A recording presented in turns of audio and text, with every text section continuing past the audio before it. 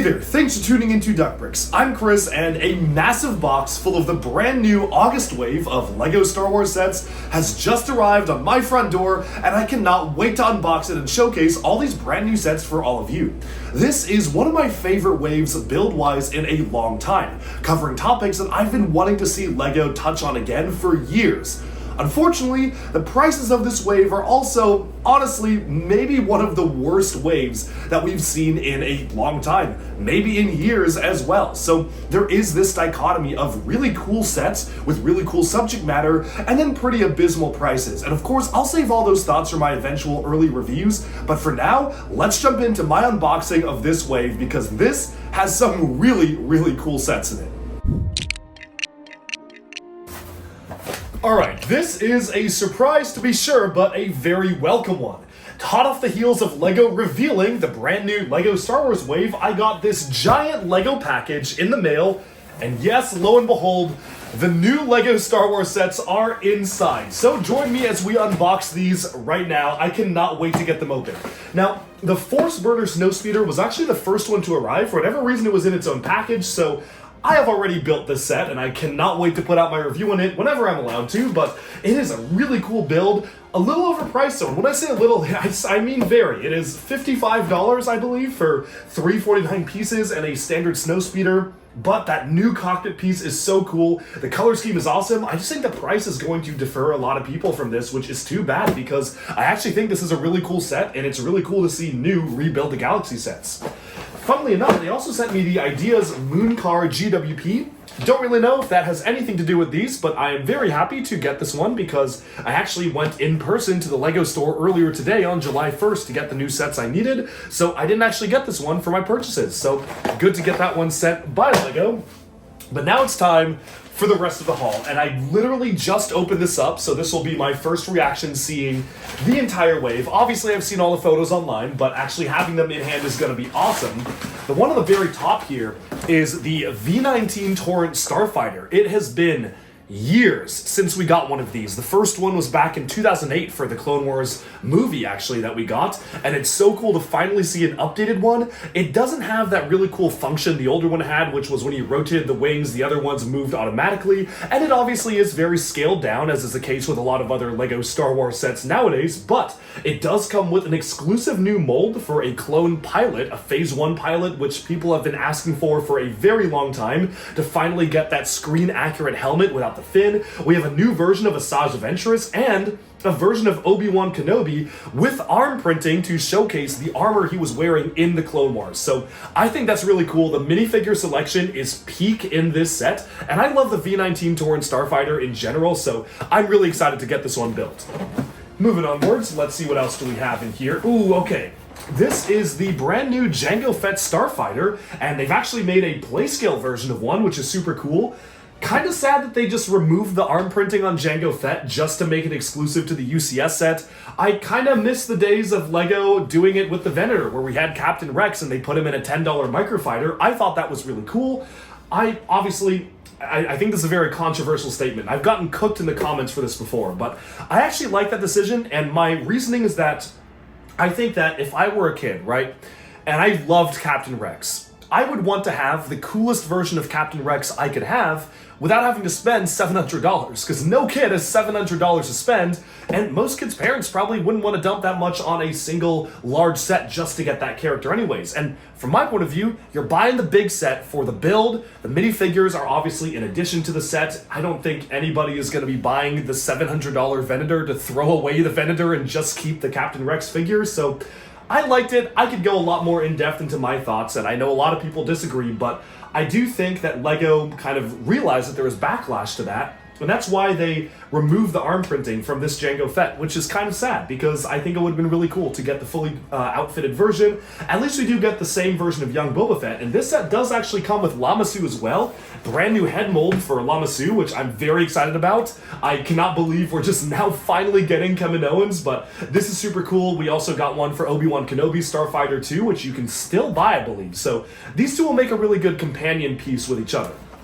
Moving onwards, From that, our next set here is the buildable K2SO, and this one is technically Andor Season 2 themed, although I guess it kind of fits into Rogue One as well, and it's the second large-scale buildable K2SO they've done. The first one was CCBS for the Rogue One wave, and I think this actually looks pretty good. I'm not super convinced on the head. I don't know how I would have done the head any better, though. Again, the face, it's just one of the ones I have to have fully built to really share my thoughts, but overall, pretty cool set. I like the build, and it's good to get K2SO in another set like this, because of course you can just use him as a standard Imperial security droid as well. Alright, moving onwards, we have a number of sets that are actually in their own boxes, which is kind of weird, but there is one smaller set in here first, and this is the pretty overpriced 327 Star Corps Troopers battle pack. I think it's really cool as a battle pack. It's actually really awesome to get 3 super battle droids. You have a new build for a spider droid, a mini droid spider right there, and then you have 4 minifigures of the 327 Star Corps Troopers, and they all have a brand new molded element they're using for the pauldron, which I think looks even better than the cloth ones did. So I'm very happy about the minifig selection. I think the builds are also good. Like, this is actually a pretty nicely scaled ATRT, but the price is ridiculous. Like, 258 pieces. This should not be more than $30. I don't remember the exact price off the top of my head. I want to say it's like something ridiculous, like 47.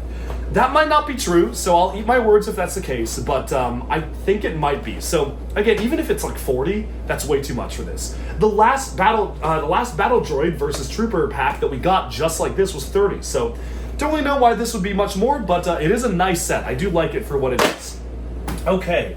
Moving onwards, we've got one big one there, and then we've got 2 of these smaller items right here, and weirdly enough, the seals have all been cut. That's so strange. I don't know why they're packaged like that, but opening this one up, we have the Republic Juggernaut. This is the brand new clone turbo tank, and I find it kind of funny how LEGO, I guess, doesn't want to use the word tank anymore, so they're just calling it the Juggernaut, which is technically more accurate to what it's called in universe. This does have brand new minifigures of Commander Bakara, as well as 3 Galactic Marines. All of them have brand new helmets, which is awesome. Ki-Adi-Mundi and 3 battle droids.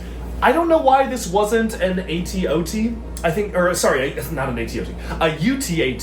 One of those big crawling vehicles that we actually saw in this scene in Revenge of the Sith, but getting a new clone turbo tank is pretty good. This is a pretty controversial model. I've seen a lot of people being pretty displeased with how small it is compared to previous versions, and that's the kind of thing where I have to build it to find out myself how I feel about it. But it is always a very cool vehicle to get, so I'm really happy with this one.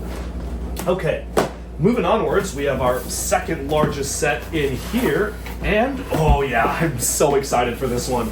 Genuinely, I'm really excited for this set, because this is our very first Separatist MTT for the Battle of Felucia. They have brought back the commando droids, this time in a new color. They're really cool, like they're kind of this gunmetal color, which I think actually looks more screen accurate. You have Commander Bly also utilizing that brand new pauldron piece, a new version of Aayla Secura, and yes, this is our first MTT since I want to say 2015. Yeah, 2015 MTT, which was a Trade Federation one, and the one before that was 2007, so very excited about this.